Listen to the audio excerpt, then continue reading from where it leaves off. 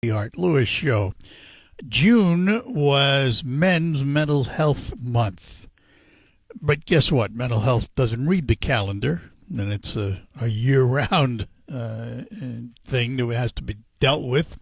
So we're going to talk about men's mental health for a little bit this morning, and we're going to do that with the medical director of Blue Cross Blue Shield of Michigan. He is with us this morning, and he is Dr. William Beecroft. Doctor, good morning to you. Good morning, and thank you for the time today. Well, thanks for being with us. We talk about men's mental health.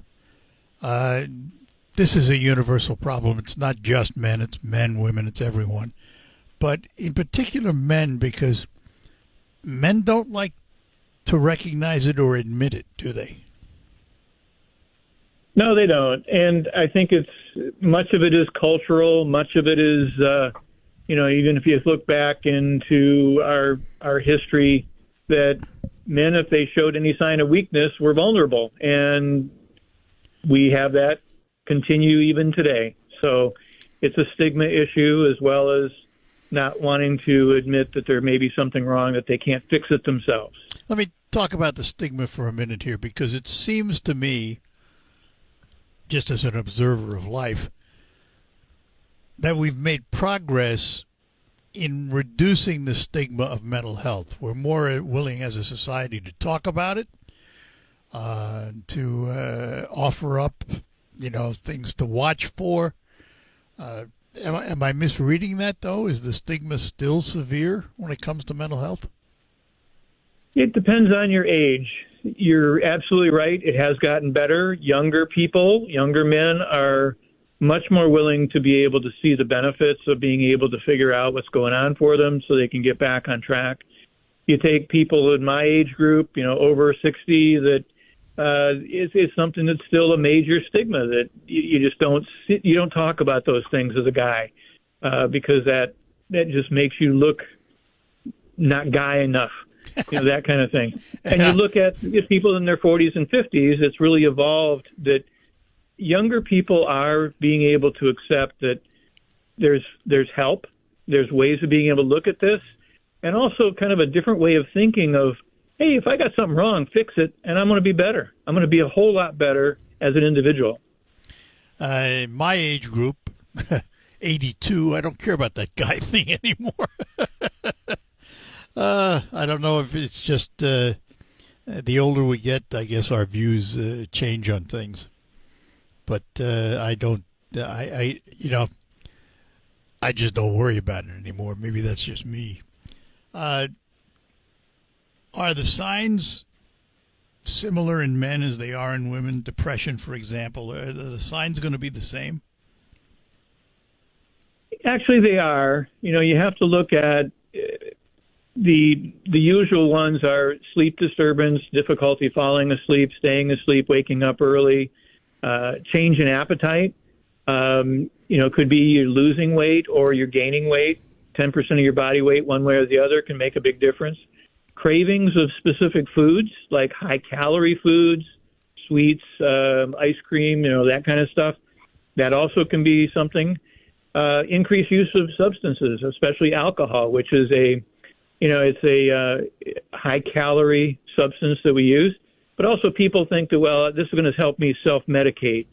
And ultimately it really doesn't, because alcohol is a depressogenic, means it causes depression in and of itself. So maybe use of increased stimulants like caffeine. Some people just take more and more caffeine thinking that'll make them feel better. That doesn't work either, because that ultimately there's a payback that you have to have with that. So it's those kinds of things that are more common in men than women. But again, it's pretty ubiquitous. Both sexes have these kinds of symptoms happen. Is there a separation between the onset of some of these things versus I've done it all my life? Like, for example, caffeine. Some people, they suck caffeine all their life. So doing it in their 40s and 50s may not be a sign of depression. It's something they've done all their life. How do you differentiate? It's when it's a change. It's when you go from 2 pots of coffee a day to 4. You go from, one drink on a Friday night once a week to drinking 2 drinks a night every night, thinking it's going to make you feel better. It's those things. It's the change that happens over a 2-week to 4-week period of time. That's when things you got to pay attention to that. And is it likely that if I pay attention to it and discover that I'm doing it, that I come forward and seek help? Or am I going to have to rely on somebody else seeing it in me and suggesting it? Well, sometimes significant others or family members can say, hey, look, you seem like you're more down in the dumps. You're not doing the same thing. You're drinking more. If we're going to stick with the alcohol time, you're much more ineffective at work. Maybe the boss will come in and say, hey, you haven't been producing like normal. What's going on? Something at home? What's happening? Those kinds of things should trigger you to say, well, I've had 2 people say this, something like that. It's like, yeah, I just don't feel quite the same. Maybe I should talk to my primary care doctor, which is 85% of people really identify with their primary care doctor and seek them out before they'll seek anybody else out. So a spiritual advisor, that may be someone that someone turns to be able to get some help with that. But listening to those other people saying those things, that it's out of character for you, that's really a trigger you need to listen to, because they're only interested in your best interest. It's interesting because my question was going to be, as the loved one outside of that person, how do you intervene? And what do you say and what don't you say? Well, you don't try to make it a personal problem, a personal weakness. You say, hey, you just don't seem the same. Say open-ended questions of, how have you been feeling lately? Is there something you'd like to do? Maybe encourage them, hey, let's go to a movie, or let's watch a movie or something like that. And they say, no, I really don't want to. I don't feel like it. That's kind of out of character for you. You would have normally liked to do that. What's happening? Being able to be a interested but not pestering person. If I'm being clear about that, that concept. And what about mental health coverage with insurance? Are insurance companies like Blue Cross Blue Shield conscious of it and cover it? Yes, they do. There are some plans that employers purchase that don't have mental health coverage. That is vanishingly rare, but we still have some of those. But most of them cover mental health services, behavioral health services, I should say, because that includes substance use disorder as well, along with depression and other mental health issues. But the copay is usually about the same as what it would be for going to your family practice doc. So it is no more onerous than getting medical care. I got bitten by a tick and ended up with a rash this week, and it's like, I go to the urgent care and paid my copay and went home. You could do the same thing for having some of the behavioral health conditions that we're talking about here come up, and be able to have that same kind of in and out and get back on track with your primary care doctor. Usually, you can also access, we have various online services, and many of the insurance companies do, that can be able to have more immediacy. You've always got 988, which is the suicide hotline. And it doesn't have to be that you're actually suicidal, but you're needing help. You can call them 24 hours a day, 7 days a week, and they can get you kind of in the cascade of places to go to be able to get some help. And we also have some very significant changes in the access around the state with crisis services, and this is psychiatric urgent care, mobile crisis teams that actually can come out to your house, could come to work, could meet you at a mall. Of course, the malls don't exist much anymore, but you get the idea. They could come to a park and that sort of thing to be able to see you where you are, and almost immediately. If you're in the queue and there's somebody else that they're working with, you have to wait maybe half an hour to an hour. But still, being able to get someone to talk to right away is really important. And these are trained therapists that can do this. so that is a service that's available for Blue Cross patients. The entire Southern Peninsula is covered by a virtual form of mobile crisis. The entire state is covered for the psychiatric urgent care, again, virtually by calling up a number. And these are things that are more available. Our population doesn't know about them so much because they're very new. Over the last 4 or 5 years, they've been developing here. But we, Blue Cross Blue Shield and State of Michigan, other plans have been really buying into this and really trying to increase the number of providers that are willing to do this for our population. Let me ask just an overriding question here. As a nation, are we doing better at providing mental health services? And one of the reasons I ask is one of the things that I hear all the time, particularly from some judges that have to deal with it on a daily basis, is we don't have enough beds for psychiatric care. How are we doing in that realm? Well, there's two questions there. They're related, but there's two questions. The first one is, are we doing better at it? Yes, we're doing better than we used to. Are we the best in the world? No, we're not. Because there's other places that have more access to providers than what we do here. Unfortunately, what's happened in the past is psychiatry and psychology, social work, other psychotherapy services have not been something that people have wanted to go into after college. You know, they've gone into other areas of work. It's starting to have a resurgence. Like the last 5 years in the psychiatry programs, their residencies have been full or filled, which is really very good for the population, but it takes time for them to come online. As far as the beds, Michigan is one of the lowest states in the country as far as bed availability for a psychiatric hospital bed in the country. So in that, we don't have the beds available, but we also know that using these crisis services, you don't necessarily need to go to a hospital to get really good care and to take care of people as outpatients. And that's the trick, is to be able to get that immediacy of access to be able to take care of people in places that have less stigma than going to a psychiatric hospital. But a psychiatric hospital is also extremely important and life-saving if you need it. So that's a long-winded answer to both of those questions, but it is an evolving problem, an evolving process. So let's bring it to a conclusion this way, because we started out talking about men's mental health. If a young man, or any man for that matter, feels they may be in need of counseling of one kind or another, what should they do? First would be is if you do have commercial insurance, look on your back of your card. There's usually a mental health or behavioral health line you can call. Medicare, Medicaid services, you also have those services available through your local CMH.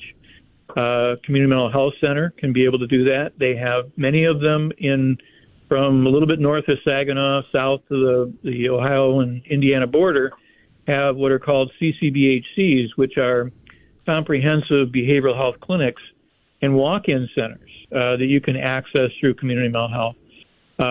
Your primary care doctor would be another resource to be able to get you referred to someone in the community.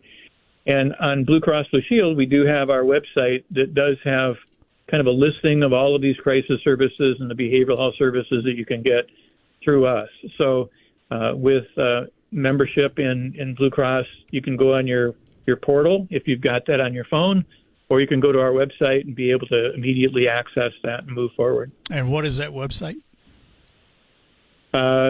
Pretty simple, bcbsm.com. All right. Well, Dr. Beecroft, thanks for spending a little time with us this morning and talking about this important topic. We appreciate it. Yep. Thank you for the time. I appreciate the effort. No problem. Thank you, sir. Bye-bye now. Bye now. Dr. William Beecroft, he is the medical director of Blue Cross Blue Shield of Michigan. We'll have open phones now for the remainder of the hour. 989-752-6111 is the number to call, and we'll get you on and chat with you as quickly as we can. Hello, I'm Shep. And I'm... All right, we're back with you here on WSGW, the Art Lewis Show. Open phones for the remainder of the hour. Greg is in Cass City. Good morning, Greg. Good morning, Art. How are you doing today? Doing well. That's good. I have a question about bridges in Bay City. Okay. I get up there once in a while, and it's usually on Fridays. Has Bay City put into their plan about all the extra use of their infrastructure in town with one bridge open without tolls? Well, Because you go there on a Friday, and they're backed up out M25. They're backed up over on Euclid. yeah. They're backed up everywhere. Well, in terms of in their plans for the infrastructure, I'm sure they are aware that the possibility was there that was going to happen. Obviously, when you have two bridges that are toll bridges and one bridge which is totally under construction and closed, you're going to force traffic onto the Vets Bridge, the main bridge. They are aware of that. Now, what plans they have after all this settles down, when the new Lafayette Bridge opens and traffic returns to a more normal pattern, I can't tell you, because I'd have to believe that the Vets Bridge at some point is also going to have to need some reconstruction. So Correct. down the road, anything can happen. I have no idea if they have a firm plan or not, but I'm sure they're aware. Let's put it that way. Now, is the Lafayette Bridge going to be a toll bridge? No, it's a state bridge. Okay. Now, here's another one for you. The bridge partners. I didn't know of two people that have crossed that bridge one time. And here this month, they got bills in the mail for crossing the bridge several times. It don't say what bridge. They just sent them a letter with their license plate number on it, and they were working, Now, you figure that one out. Yeah, they've had their issues. And I would tell that. There's nowhere a number to dispute these charges on the bill or anything else. Well, they do have an office. I don't know the address, but there is a Bridge Partners office, and you do need to dispute them. You need to take that bill in and say, "Hey, I didn't cross the bridges at these times, and here's where I was. I was working, whatever." There have been billing problems, and I would stay on it till you get a resolution. Unfortunately, it means that person has to take time out of their day and go do it and all of that stuff. But I certainly would stay on top of it. Yeah, it's just, you know what I'm saying. It's not. Oh, right. I know exactly what you're saying. I hear it all the time. It's not. You get This is not new. $15.50 bill, and don't even go on the bridge. Yep. All right. So, thank you very much. You bet. Take care. Bye-bye. And let's chat with Scott in Saginaw. Scott, good morning. Hey, morning, Art. Yeah, I wanted to talk a minute here about some of the 2 million gotaways that Homeland Security is concerned that could be terrorists. And my concern with this is some of these people could actually be hid right in with the Democratic Party. And I'll give you a few examples why. Because if the terrorists burn the American flag, that is acceptable to parts of the Democratic Party. If these terrorists start chanting, they hate Jews, hate America, down with Trump, that is also accepted in parts of the Democratic Party. If these terrorists want to attack police or Homeland Security, once again, that is acceptable by parts of the Democratic Party. They use bricks. If they use bricks or ice bottles or fireworks, that's all acceptable. And that's pretty bad that you could hide terrorists right in the midst of some of the Democratic Party and not be able to tell the difference of them these days. You can't tell the difference of them, period. Doesn't matter, Democrat, whoever it is. I mean, they are assimilated into society, and the only advantage we have is that bureaus like the FBI and others are working very diligently to try and keep tabs on them and ferret them out. But they could be anywhere. Well, they could be, but I mean, again, if you had one of these terrorists at a Republican rally and they lit the American flag on fire, that would be stopped very quickly. Nobody would be there chanting, yay, yay, yay, down with America. But you do that in one of these Democrat protests, everybody's going to gather around. They'll throw gas on the American flag because that's what some of the Democrats do. That's what I'm saying. You couldn't have one of these terrorists come over here to a Republican convention and start yelling, let's kill Trump and other Christians and Jews. That would be unacceptable in the Republican Party. But parts of the Democratic Party, not only would they say yes to it, they actually act on it. That's what I'm saying. They can hide right in the Democratic Party now. You have Omar. Well, I mean, what does she say? She doesn't want us to have. Oh, she's not hiding.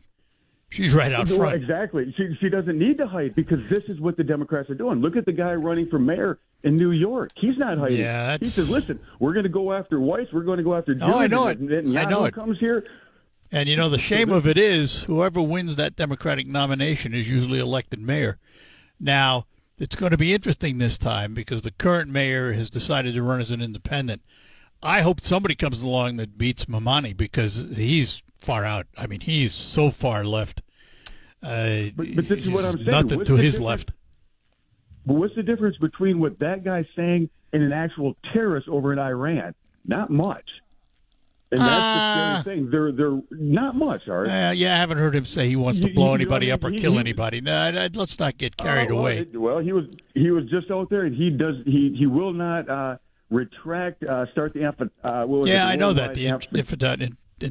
Yeah, and if you actually narrow him in, he will say all people deserve to be treated with humility or whatever. Yeah. But if you ask him, are Jews considered people? He said no. They are worms. They are insects. I haven't heard him say that. This is what they believe. Art. That's why they. Oh, you're inferring that, though, but he didn't say that. Listen, I studied these people. They skirt around your question. Right. You ask a Muslim what they feel about the Jews, and you can't get them to say the Jews are a people. Well, you better be careful because there are certain Muslims that may say that, but that does not represent the Muslim population. I have many, many friends who are Muslim and would totally disagree with you. They may be, but we have a guy running for mayor who is that guy, right. Well, then specify that guy. But he doesn't represent all Muslims. But that's what I'm saying. Terrorists can hide right in all the right. Well, we got Party. that. All right. Fair enough. All right. All right, Scott. Later. Take care. Bye-bye now. Jeff Gronsky here with Auto Break.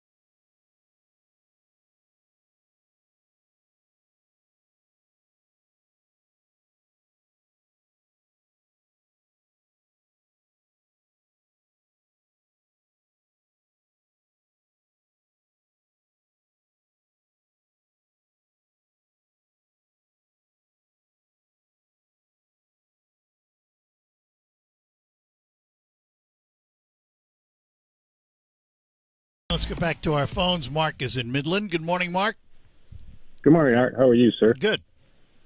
Hey, the M-Bridges, I follow those instructions as far as doing the yearly check-in on your transponder, and I still, the other day, got a bill from them that has past dues on it. I'm up to $17, but on the note it says pay this amount now or to avoid further escalations. My question is, when you have somebody from M-Bridges, what's the further not escalation? M-Bridge. Whoa. Not M-Bridge. You mean the Bridge Partners in Bay City. M-Bridge is Correct. the pipeline company. Yeah.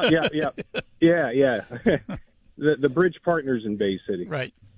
So what the further escalation is, I'm curious on that. I mean, I'll go in next year when it's time to renew the transponder, but they said they took care of that building and everything, and here I am still talking about it. You need to go and in the late fees. Yeah, the late fees are a cruel one too. On men's mental health, I know somebody at 5 that went in and started bipolar medication. Now 30 years old, taken pounds and pounds of pills over 20 years, still not that functional, walks around in a fog. At what point in time under the doctor's medical care is that person cured or what have you? Because they start out with one pill. Well, here's the problem. Many different pills. Here's the problem. Then we'll stick to bipolar because that's the issue you're dealing with here. Bipolar, its treatment is somewhat experimental. That is, okay, we're going to put you on this medication and see what it does, because not all bipolar medications work well with everybody. So they are constantly adjusting medication. I know someone who's bipolar and for decades now has had the medication monkeyed with and changed to try and find that right combination. And while they have combinations that have lessened it, it hasn't cured it. It's the nature of the beast. The pill is to build a tolerance, and once that person absorbs those pills and they get acclimated to the pills, they usually change the dosage or the script, and then they take blood work to see if it's in their system, and they got to get to a certain level or what have you. Well, but they also have to know if that pill is doing what it's supposed to be doing, because they modify the treatment based on the response. Right. Exactly, based on the response. But if you have 7 different pills, cocktails going at once, how do you know if that script is the one that's affecting, or if it's a chain reaction, or what? Or is it a combination of the pills that need to be done? You don't know. I mean, this is the thing. This is the thing with bipolar, and if that person's taking 7 different pills and has not had any response, then they need to get it changed again. That's the nature of that beast. It's very difficult. An outside person really doesn't have much say to a person that's being treated with HIPAA laws. But I've seen this person for 20 years now, consuming pills, being foggy-headed, can't maintain a job. Smart individual. It's not that he's not smart. No, but it's just HIPAA laws don't come into play there. You can always talk to him about his condition if he wants to talk about it. If he tells you to buzz off, well, then that's it. Well, I just question and I'm not, if it was a bartender serving me 7 drinks, all the time. It's very difficult. There is no simple answer to this one. Never has been. Yeah. That's the problem. Well, I just wanted to throw it out there. Good enough. Take care. Bye-bye now. Bye. And we'll talk to Al in Bay City. Al, good morning. Yeah, Arthur, I want to talk about the Dallas Championships. What a great job you guys all did on running that tournament, or the super tournament. Well, we don't run the tournament. We don't run the tournament. Outlier does.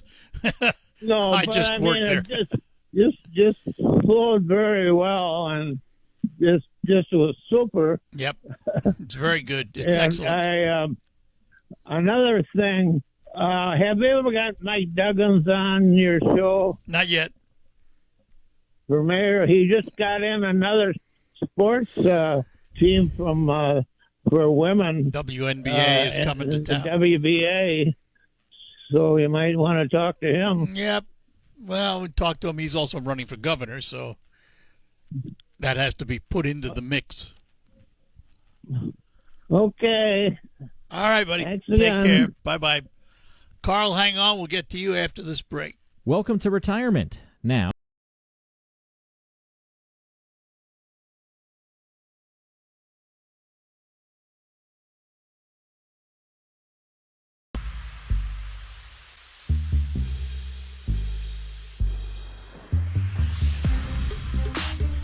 All right, we are back with you, and we'll finish up with our calls this morning. We start with Carl in Saginaw. Carl, good morning.